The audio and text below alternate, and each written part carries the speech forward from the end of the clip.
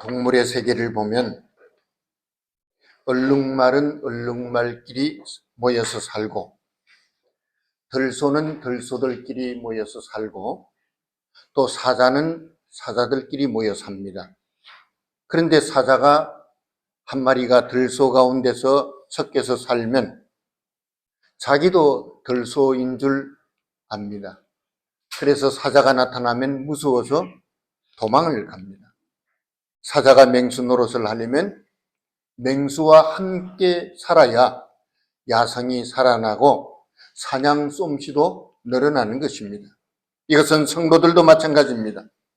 하나님의 백성은 하나님의 백성들과 함께 살아야 하는데 세상 사람들 가운데 섞여서 살다 보면 그 말이나 생각이나 행동이 다 하나님 없는 사람들처럼 살아가게 되는 것입니다.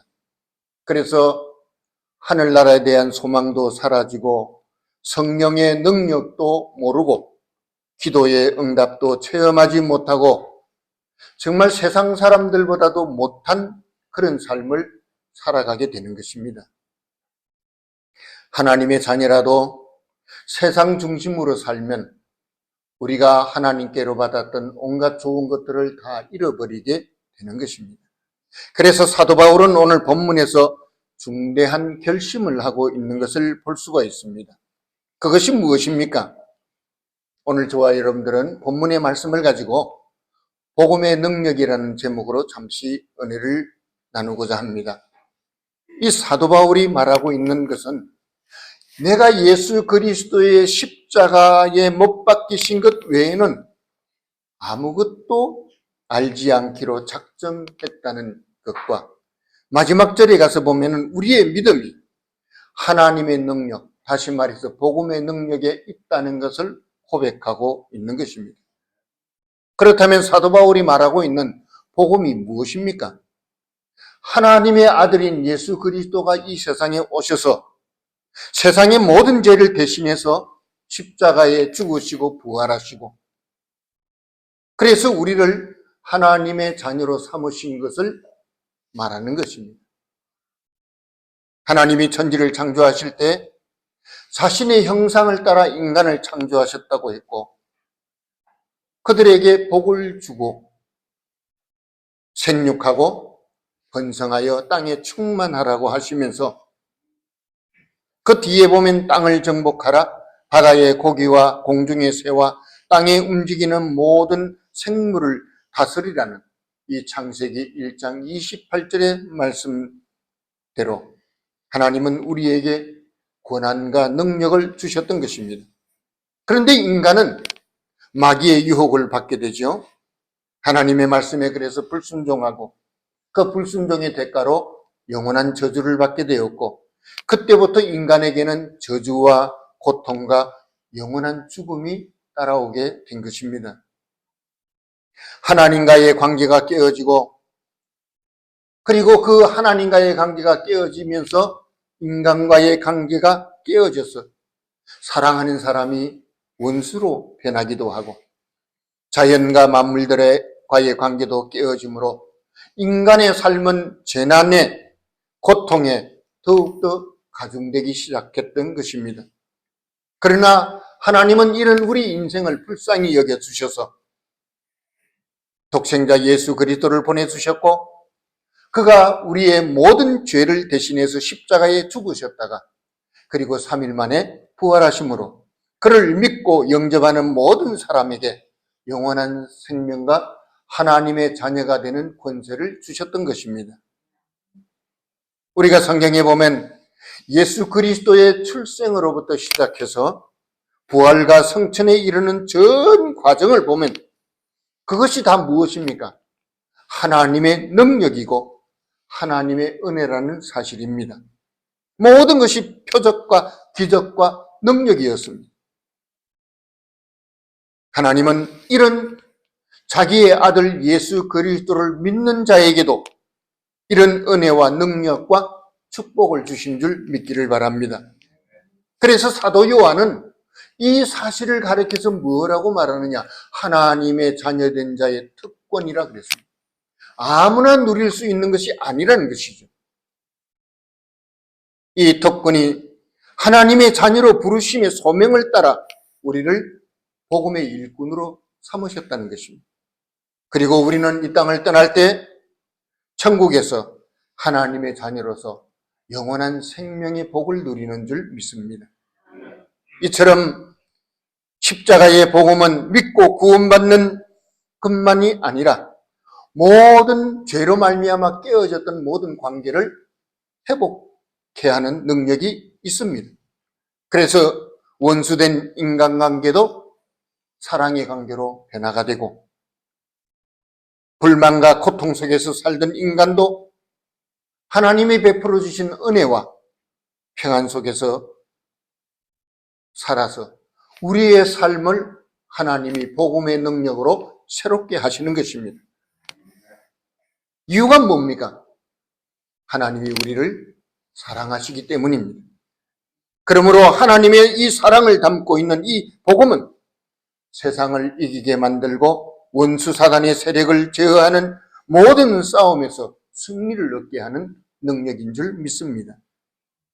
그래서 약한 자로 강하게 하시며, 가난한 자를 부하게도 하시며, 병든 자를 치료하며, 눈먼 자를 보게 하시고, 낮은 자를 높이시는 것입니다. 그렇다면 우리의 이 믿음이 세상에서 과연 어떤 일을 일으키고 있습니까?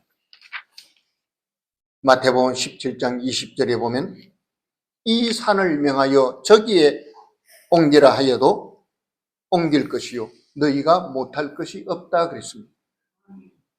여러분, 나에게는 힘과 능력이 없고 지혜가 없어도 내가 믿는 이 예수 그리스도의 이름이 세상이 감당할 수 없는 능력을 주시고 그의 이름을 의지해서 우리가 나아갈 때 어떤 전쟁에서도 승리를 얻으며 참된 축복을 누리게 되는 것입니다. 그래서 구원의 능력이 있는 이 복음은 그것을 전하는 자에게 반드시 큰 능력이 따라온다는 사실입니다. 사도 바울이 고린도에 가서 거기서 복음을 전할 때 사람들의 반응이 어떠했습니까?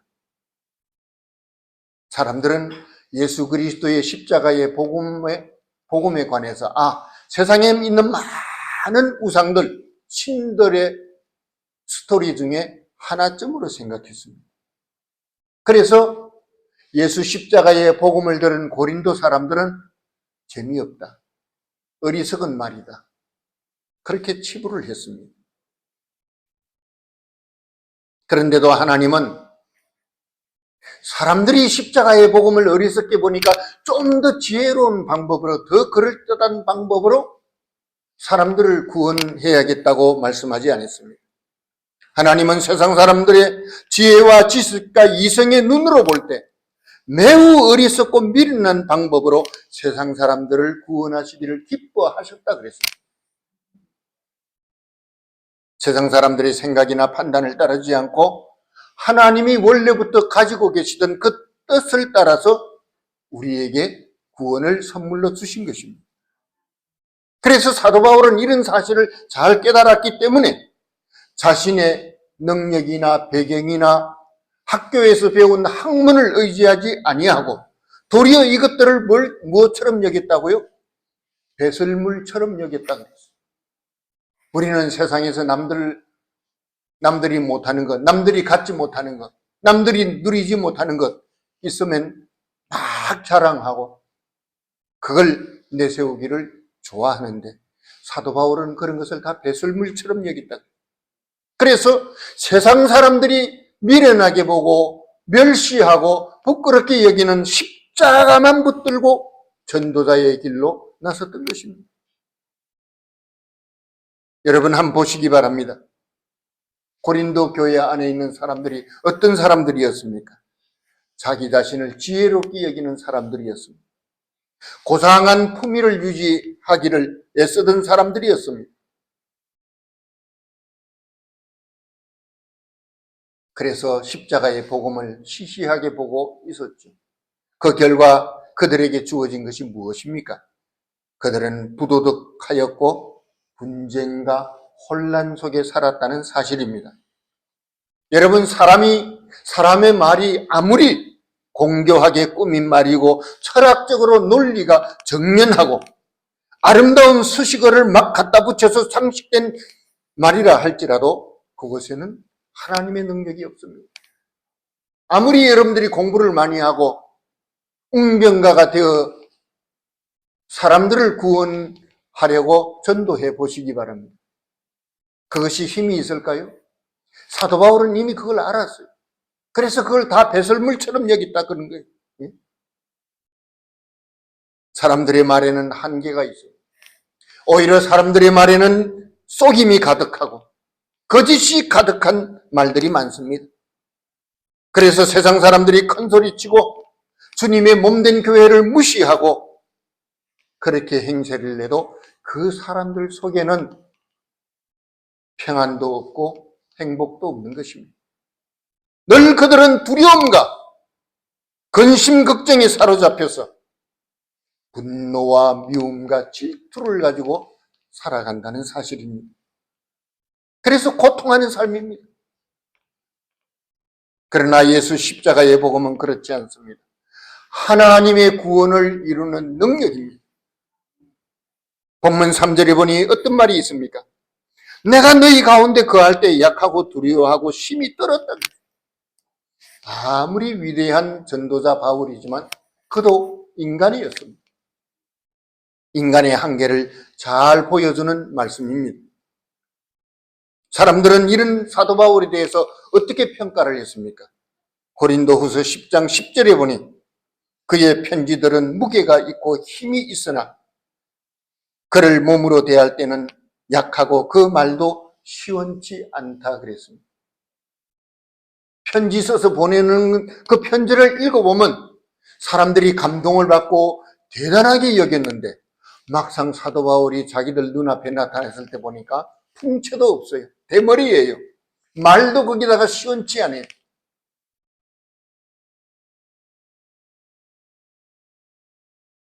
그런데도 이런 사도 바울이 대사도가 되고 전도자로서 하나님의 기뻐하시는 일꾼이 될 수 있는 이유가 무엇입니까? 4절에 그 말씀이 있죠. 내 말과 내 전도함이 설득력 있는 지혜의 말로 하지 아니하고 다만 성령의 나타나심과 능력으로 했다고 하는 것입니다.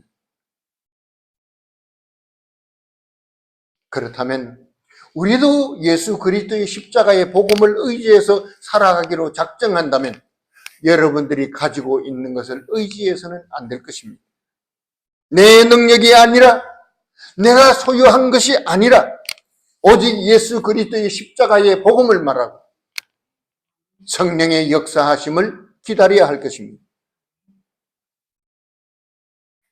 우리가 복음을 위해서 살기로 작정하면 하나님의 창조의 능력과 십자가를 통해서 우리에게 나타난 베푸시는 그 은혜가 저와 여러분들 가운데 충만할 줄 믿습니다.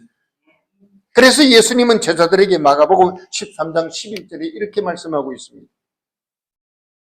사람들이 너희를 끌어다가 넘겨줄 때 무슨 말을 할까 미리 염려하지 말고 무엇이든지 그때 너희에게 주시는 그 말을 하라.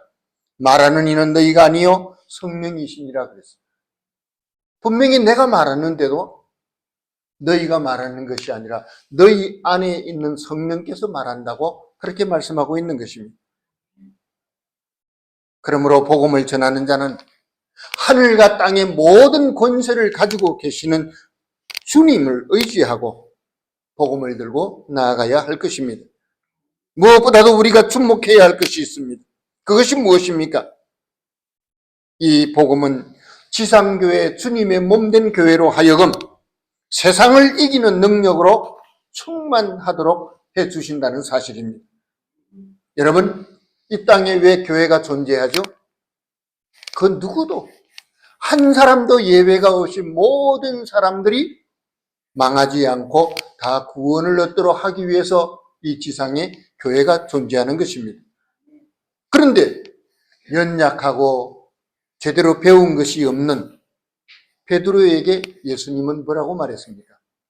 너는 제대로 된 학교도 못 나오고 태어나서 어릴 때부터 갈릴리 바다에서 그물만 던지면서 고기만 잡던 사람이니까 너는 내 제자가 안 되겠다. 그렇게 말씀하셨습니까? 마태복음 16장 18절에 너는 베드로라. 내가 이 반석 위에 내 교회를 세우리니 음부의 권세가 이기지 못하리라 그랬어요. 베드로가 그렇게 능력이 많은 사람입니까? 아니잖아요. 주님이 그를 세워주셨기 때문입니다. 예수님이 말씀하신 그대로 베드로는 십자가의 복음으로 세상을 이기고 말았습니다. 지금도 이 교회는 세상이 변하고 정치적으로, 경제적으로, 사상적으로, 문화적인 환경과 조건이 끊임없이 바뀌어 가면서 사람들의 삶의 기준도, 세상의 법도, 그리고 진리도 자꾸 변해가면서 사람들을 혼란스럽게 만들고 있지만 예수 그리스도의 십자가의 복음의 능력과 진리의 말씀은 결코 2000년 전이나 지금이나 변하지 아니하고 그 능력과 생명력이 영원한 줄 믿기를 바랍니다. 이렇게 되는 이유가 무엇이라고 생각합니까? 이 교회는 세상의 지혜나 세상의 어떤 능력으로 무장한 것이 아니라 예수 그리스도의 십자가의 복음을 소유하고 성령의 하나님이 인도하시기 때문입니다. 그래서 지금까지 세상 권세가 교회를 이긴 적이 있습니까? 단 한 번도 없었습니다. 이기는 것 같이 보였죠. 많은 순교자들을 배출하면서 교회는 피를 흘리면서 2000년의 역사를 이어왔고, 그래서 오늘 저와 여러분들은 주님의 몸 된 이 교회에서 하나님 앞에 예배하고 있는 것입니다. 지금까지 세상 권세는 교회를 이기지 못했습니다. 지금까지 세상 권세는 성도들의 믿음을 무너뜨리지 못했습니다.